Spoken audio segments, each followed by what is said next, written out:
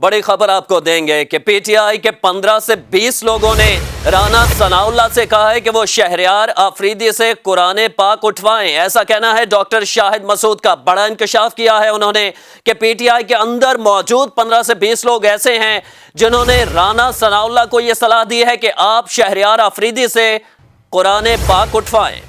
बात राना सनाउल्लाह से कही गई थी कि वो आपसे कुरान की बात करेंगे, तो आप भी उनसे कहें कि कुरान उठाएं। हुकूमत का काम है कि अगर राना सनाउल्लाह की कोई वीडियो मौजूद है तो इसको गिरफ्तार करें। वीडियोस तो सानिया मॉडल टाउन की भी मौजूद हैं। 14 जनवरी 2020 के program live with doctor Shahid Masood में गुफ्तगू करते हुए सीनियर तजियाकार ने कहा है कि तहरीक इंसाफ के 15 से 20 लोग राना सनाउल्लाह के पास गए कि आप शहरयार आफरीदी से कहें कि वो भी कुरान उठाएं।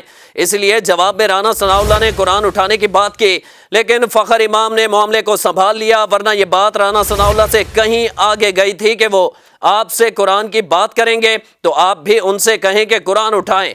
हुकूमत का काम है अगर किसी की वीडियो मौजूद है तो इसको गिरफ्तार करें। वीडियोस तो सानिया मॉडल टाउन की भी मौजूद हैं।